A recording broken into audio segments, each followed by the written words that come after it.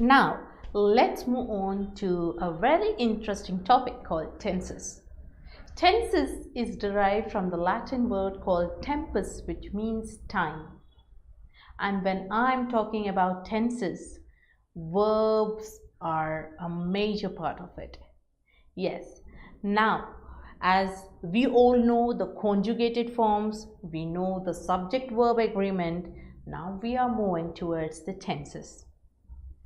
Now, as we have read, or as we all know, there are three tenses that we come across: past, present, and future. Yes, past, present, and future.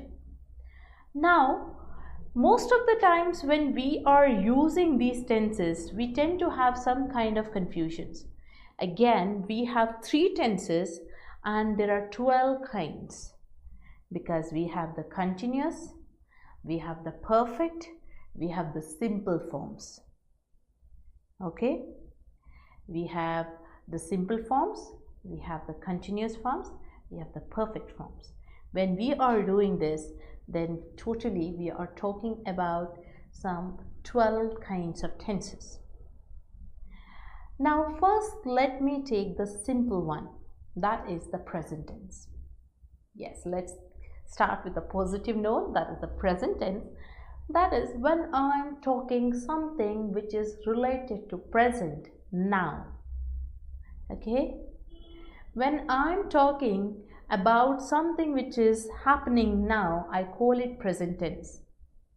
Now again, when I am talking with respect to simple present tense, yes, simple present tense, we attend the class. Simple present tense, we attend the class. Yes. Now, when I use auxiliary verbs like is, am, are, have, has, these are the 5 auxiliary verbs that are used for the simple present tense. Okay, I will use is, I will use are, I will not use was. Okay, I will use am, I am, but always remember, am always goes with I itself, it does not accompany anyone else. Okay, I am going to the college, she is at the college. Okay, we are at the college, they are at the college, she has a class, we have a class, they are there. So when I'm talking about something which is pertaining to present, I use these 5 auxiliary verbs, and whenever I'm talking about present tense, I take the V1 and the V3 forms. Simple present tense, the V1, and did I tell V3? And what was V3? That was the past participle form, right? Yes, it is not the past participle form that I said. It is the V4 form, that is the third person singular form. I've on a purpose made this mistake here to just make you realize what exactly we need to understand. Okay, so we use either V1 or the V4 form for the sake of simple present tense. Okay, I go to school, she goes to the college. So when I'm talking about third person or the third party, he, she, or anyone, I use the V4 form, that is the third person singular form. Now coming to the simple past.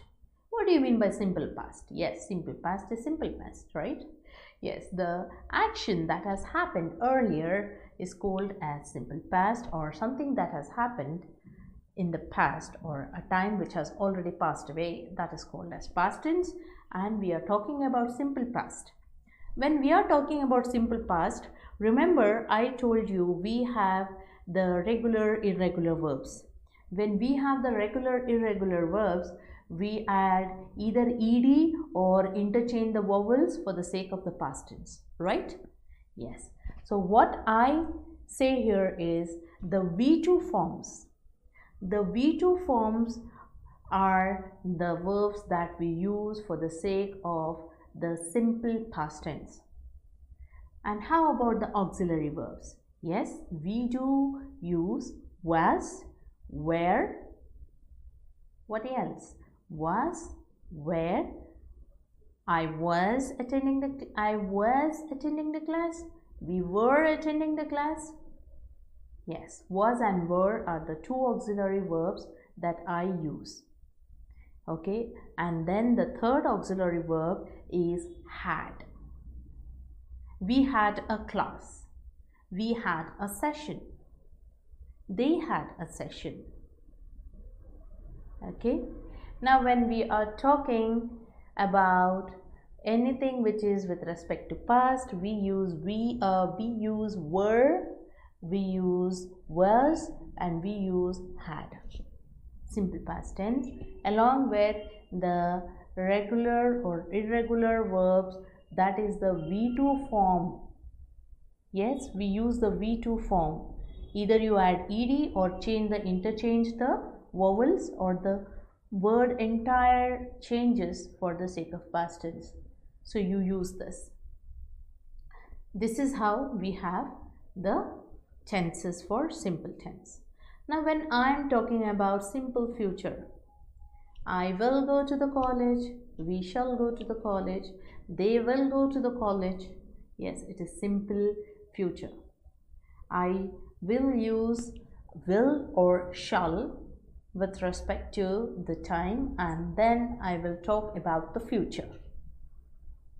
I hope everyone has got it.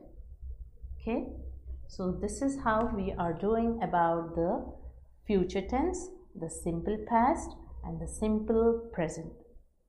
Let us move on to the next one, that is the ing form or the gerund form. What do we call such tenses? Yes, when we are talking about the ing forms, that is, we are using the V5 form, ing form, the present participle form. Always remember, the ing form will never change with past or present. The form of verb, the V5 form of the verb, remains intact in both the tenses, or shall I say in all the three tenses, except for the auxiliaries. There is a difference when I say I am walking, there is a difference I say I was walking, and there is a difference when I will say I will be walking. So when we are talking about the continuous tenses, it refers to an ongoing action or a continuous action. When we are talking about the continuous action, we bring in the ing, the gerund form of the verb, that is a V5 form, which remains intact for all the tenses except for the auxiliaries that we use. Okay, except for the auxiliaries that we use. We are working, they are working, she is working. Now when I am talking about the simple, when I am talking about not the simple past but the past continuous, they were working, she was working. When I am talking about the future, they will be working, she will be working. Here the plural forms, or there is no change, only thing that we add along with will is be. Okay, that will be be. Okay, that's all for the tenses with respect to simple present tense, simple past tense, and simple future. Then we have the continuous tenses with respect to all these three, that is present, past, and future. We shall see the perfect tenses in the next class.